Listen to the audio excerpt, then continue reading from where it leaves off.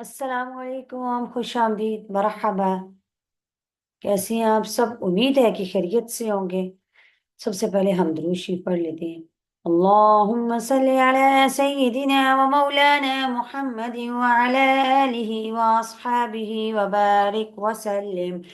رب يسر ولا تعسر وتمم بالخير وبك نستعين يا فتاح۔ رب اشرح لي صدري ويسر لي أمري واحلل عقدة من لساني يفقه قولي رب زدني علما آمین۔ اس سے پہلے لیسن میں ہم لوگوں نے پڑھا تھا کہ اللہ تعالیٰ نے موسیٰ علیہ السلام کو کوہ طور پر بلایا اور موسیٰ علیہ السلام سے فرمایا کہ 30 راتیں آپ نے عبادت کرنی ہے، پھر آپ کو تورات دی جائے گی۔ موسیٰ علیہ السلام کو 10 دن مزید اللہ تعالیٰ نے اور ٹھہرا لیا، تو ان کی جو قوم تھی بنی اسرائیل، وہ پیچھے ایک فتنے میں مبتلا ہوگی۔ فتنے میں مبتلا کرنے والا شخص ان کو سامری تھا۔ آج کے لیسن میں ہم پڑھیں گے کہ سامری کون تھا اور پھر بنی اسرائیل کی توبہ کے لیے کیا تجویز کیا گیا، کہ یعنی کہ ان کی توبہ کیسے وہ کریں گے تو ان کی توبہ قبول ہوگی۔ سامری کون تھا؟ بعض حضرات کہتے ہیں کہ سامری بنی اسرائیل کے ایک قبیلے کا سردار تھا۔ بعض کہتے ہیں کہ سامری کا نام موسیٰ ابن ظفر تھا۔ جب یہ پیدا ہوا تو اس وقت فرعون کی طرف سے اسرائیلی لڑکوں کو قتل کرنے کا حکم جاری تھا۔ اس کی والدہ کو خوف ہوا کہ فرعونی سپاہی اس کو قتل کر دیں گے، تو اس کو جنگل کے ایک غار میں رکھ کر اوپر سے بند کر دیا۔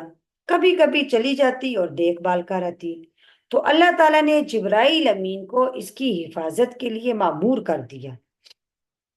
جبرائیل امین آتے اور آ کر اپنی انگلی پر شہد لگا کر اس کو چٹا دیتے، یہاں تک کہ یہ لڑکا بڑا ہو گیا اور بڑا ہو کر خود بھی کفر میں مبتلا ہوا اور بنی اسرائیل کو بھی کفر میں مبتلا کر دیا۔ جس موسیٰ کو، یعنی کہ اب یہ موسیٰ ابن ظفر کی بات ہو گیا جو سامری تھا، تو جس موسیٰ کو جبرائیل نے پالا وہ تو کفر میں مبتلا ہو گیا، اور جس موسیٰ کو فرعون نے پالا تو وہ کیا ہو گیا؟ خدا کا رسول ہو گیا۔ اب یہ تو دیکھیے اللہ تعالیٰ کے کام ہے۔ دودھ پیتے موسیٰ غرق نہیں ہوئے، حالانکہ وہ اپنی کمزوری کی انتہا پر تھے، اور فرعون غرق ہو گیا حالانکہ وہ اپنی طاقت کی انتہا پر تھا۔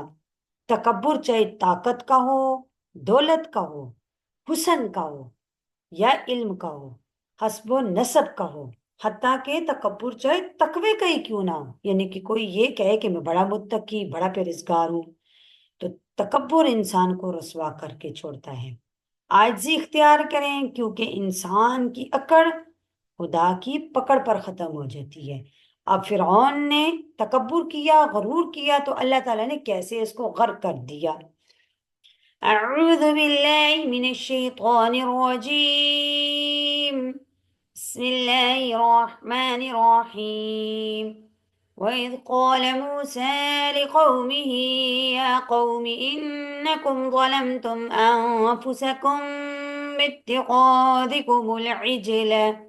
وَإِذْ قَالَ، اور جب کہا موسیٰ علیہ السلام نے، لقومہ اپنی قوم سے، یا قومی اے میری قوم، انکم ظلمتم بے شک تم نے ظلم کیا، انفسکم اپنے آپ پر، باتخاذکم العجل بچڑے کو معبود بنا کر، فتوبوا الی بارئکم فقتلوا انفسکم، فتوبوا تم توبہ کرو، الی بارئکم اپنے پیدا کرنے والے کی طرف، فقتلوا انفسکم اور تم قتل کرو اپنی جانوں کو، ذالکم خیر لکم عند بارئکم، یہ بہتر ہے تمہارے خالق یعنی پیدا کرنے والے کے نزدیک، فتاب علیکم پھر اللہ متوجہ ہوا تم پر، انہ هو التواب الرحیم بے شک وہ توبہ قبول کرنے والا ہے، مہربان ہے۔ اب اس آیت میں اللہ تعالیٰ نے بنی اسرائیل کو توبہ کا طریقہ بتایا۔ جب موسیٰ علیہ السلام کوہ طور سے واپس آئے، آ کے دیکھا کہ ان کی قوم فتنے میں مبتلا ہو چکی ہے، تو موسیٰ علیہ السلام نے پہلے تو غصہ کیا، جیسے آگے آپ پڑھیں گے کہ سارا واقعہ آپ تفصیل کے ساتھ پڑھیں گے۔ پہلے موسیٰ علیہ السلام کو بہت غصہ آیا، پہلے انہوں نے غصہ کیا، لیکن پھر اپنی قوم کو سمجھایا کہ تم نے بہت بڑا ظلم کیا ہے، اپنے آپ پر ظلم کیا ہے، یہ نقصان تمہاری اپنی جانوں کا ہے کہ تم نے بچڑے کو معبود بنا لیا، تم اپنے پیدا کرنے والے کو، خالق کو بھول گئے۔ تم ایسا کرو کہ اللہ تعالیٰ کی طرف رجوع کرو، توبہ کرو۔ تو جب بنی اسرائیل نے پوچھا کہ توبہ کا طریقہ کیا ہوگا، تو پھر موسیٰ علیہ السلام نے، اللہ ان کی شریعت میں جو تھا وہ یہی طریقہ رائج تھا کہ تم قتل کرو اپنی جانوں کو۔ جیسے کہ آج ہماری شریعت میں بعض گناہ ایسے ہیں کہ وہ توبہ سے معاف نہیں ہوتے، یعنی توبہ بھی کرنی پڑتی ہے لیکن اس کے ساتھ ان کو قتل بھی کیا جاتا ہے۔ جیسے کہ قتل عمد کے عوض میں، یعنی کہ جان بوجھ کے اگر کوئی قتل کرے گا تو قتل کے بدلے میں قتل ہے۔ اور اسی طرح اگر زنا پر ثابت ہو جائے اور ساتھ اس کے گواہ بھی ہوں تو تب بھی رجم کیا جاتا ہے، یعنی کہ اس کو پتھر مار مار کے قتل ہی کیا جائے گا۔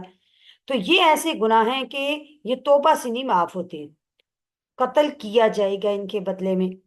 تو اللہ تعالیٰ موسیٰ علیہ السلام نے اپنی قوم کو یہ طریقہ بتایا کہ تمہاری معافی کا ایک ہی طریقہ ہے کہ جن لوگوں نے یہ جرم کیا ہے دوسرے لوگ ان کو قتل کریں تو یہ جرم ان کا معاف ہو جائے گا۔